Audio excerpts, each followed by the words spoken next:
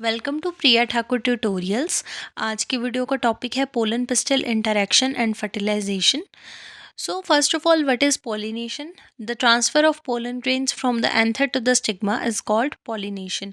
अब देखो, जब मेच्योर एंथर से जो पोलन ग्रेन्स है वो रिलीज होते हैं और ट्रांसफर होते हैं स्टिग्मा में, सो इस प्रोसेस को हम पॉलिनेशन बोलते हैं। अब यहाँ पे हम स्टिग्मा की बात इसलिए कर रहे हैं क्योंकि जो स्टिग्मा है ये पिस्टिल का ही पार्ट है, राइट? अब यहाँ पे हमारा टॉपिक क्या है? पोलन पिस्टिल इंटरेक्शन, यानी जो पोलन है उसका पिस्टिल के साथ क्या इंटरेक्शन होता है। सो जो पिस्टिल है that is the female reproductive part of the flower, और पिस्टिल को ही हम क्या बोलते हैं? गायनोशियम। अब जो पिस्टिल है इसकी थ्री पार्ट्स बोल सकते हैं, थ्री पार्ट्स होते हैं, that is the stigma, style and ovary. तो पोलन ग्रेन्स जो है वो सबसे पहले किसके साथ इंटरेक्ट करते हैं? पॉलिनेशन होती है, उसके बाद जो पोलन ग्रेन्स है वो सबसे पहले स्टिग्मा के साथ इंटरेक्ट करते हैं। अब देखो, पॉलिनेशन से लेके फर्टिलाइजेशन तक क्या क्या स्टेप्स रहते हैं। सबसे पहले पॉलिनेशन हुई, यानी पोलन ग्रेन्स जो है वो ट्रांसफ़र होते हैं, स्टिग्मा पे आते हैं। उसके बाद एडहेशन ऑफ पोलन ग्रेन्स वहाँ पे जाके स्टक कर जाते हैं। Then hydration of pollen grains, अब जो पोलन ग्रेन्स है वो वहाँ पे हाइड्रेट हो जाएंगे, एंड जर्मिनेशन ऑफ पोलन, वहाँ पे जर्मिनेट करते हैं। उसके बाद उनकी एंट्री होती है स्टिग्मा से, and they enter into style and ovule. उसके बाद वो स्टाइल में एंटर करते हैं और ओव्यूल में एंटर करते हैं। देन उसके बाद क्या होता है? फर्टिलाइजेशन। ठीक है, उसके बाद फर्टिलाइजेशन का प्रोसेस होगा। सो ये स्टेप्स रहते हैं पॉलिनेशन से लेके फर्टिलाइजेशन तक। अब देखो, डेवलपमेंट और the germination of pollen grains on the stigma and growth of pollen tube through the style up to the embryo sac needs favorable physical and chemical conditions. It depends on the favorable pollen pistil interaction.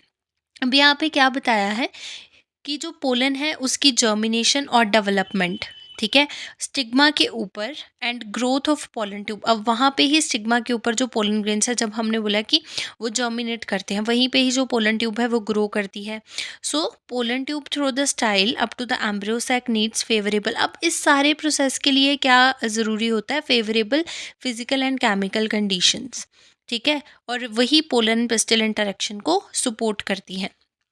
In angiosperms, pollen grain have exine which is composed of sporopollenin. अब जो angiosperms होते हैं उसमें जो pollen grains हैं उनके बाहर एक लेयर प्रेजेंट होती है जिसको एक्साइन बोलते हैं, that is the outer layer. वो उसमें क्या होता है? That is composed of sporopollenin. The cavities present in the exine layer are filled with specific proteins, glycoproteins, lipids, and certain allergens derived from the anther tapetum during sporogenesis. So यहाँ पे क्या बताया है कि जो कैविटीज़ प्रेजेंट होंगी exine layer में, that is the outer layer, उसमें क्या क्या फिल्ड होता है? स्पेसिफिक प्रोटीन्स होंगे, ग्लाइकोप्रोटीन्स होंगे, लिपिड्स होंगे, and certain allergens derive from the anther tapetum during sporogenesis. The intine consist of proteins and polysaccharides of haploid spores. और जो इंटाइन लेयर होती है, जो कि इंटरनल लेयर होती है पोलन ग्रेन की, उसमें क्या होंगे? प्रोटीन्स होते हैं, पॉलीसेकेराइड्स होते हैं of haploid spores, and they are gametophytic in origin. The stigmas of some angiosperms are wet while some are dry. अब कुछ एंजियोस्पर्म का जो स्टिग्मा होता है वो वेट होता है और कईयों में ड्राई होता है। The wet stigma possesses proteins, amino acids and lipids in the form of free floating secretion. अब जो तो वेट स्टिग्मास होते हैं उनके अंदर क्या होगा? प्रोटीन्स होते हैं, अमाइनो एसिड्स होते हैं, लिपिड्स होते हैं, in the form of free floating secretions. और अगर हम ड्राई की बात करें, the dry stigmas possess a hydrated layer of proteins and carbohydrates and lipids. The chemicals are also sporophytic origin. जो केमिकल्स होंगे वो भी कैसे होंगे? स्पोरोफिटिक ओरिजिन के होते हैं।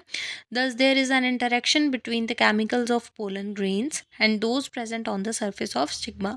अब जो पोलन ग्रेन्स के अपने केमिकल्स हैं, मैंने आपको बताया उनकी एक्साइन लेयर में क्या क्या प्रेजेंट होते हैं, कुछ proteins, glycoproteins, lipids.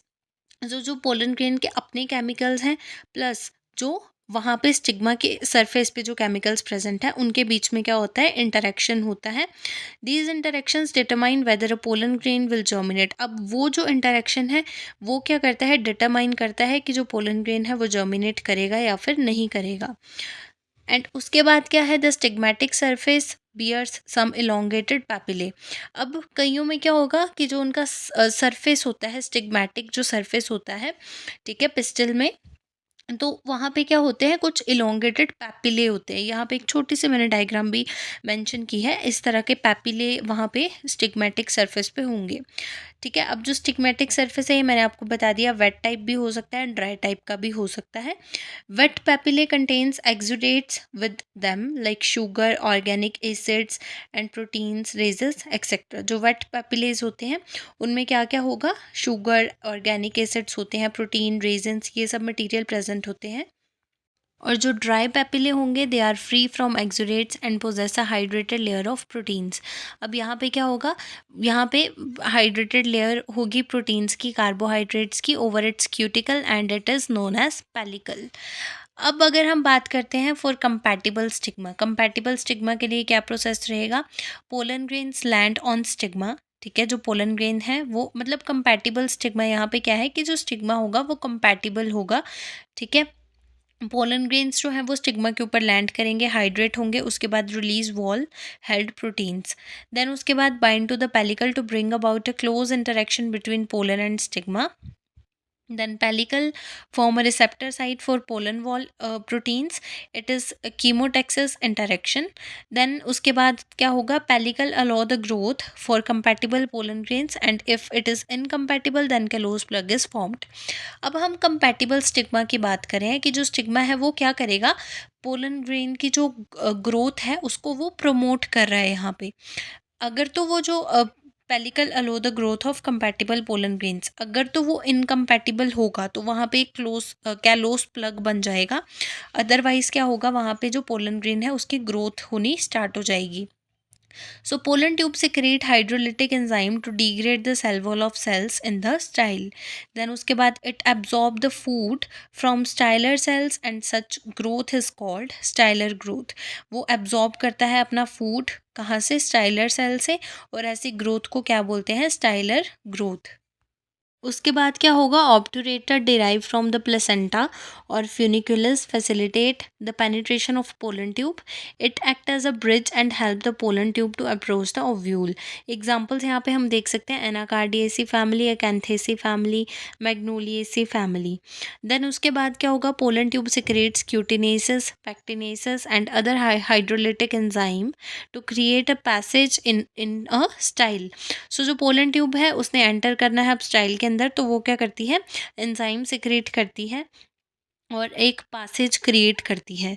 In some cases style has glandular lining which secrete some attractants to direct the growth of pollen tube.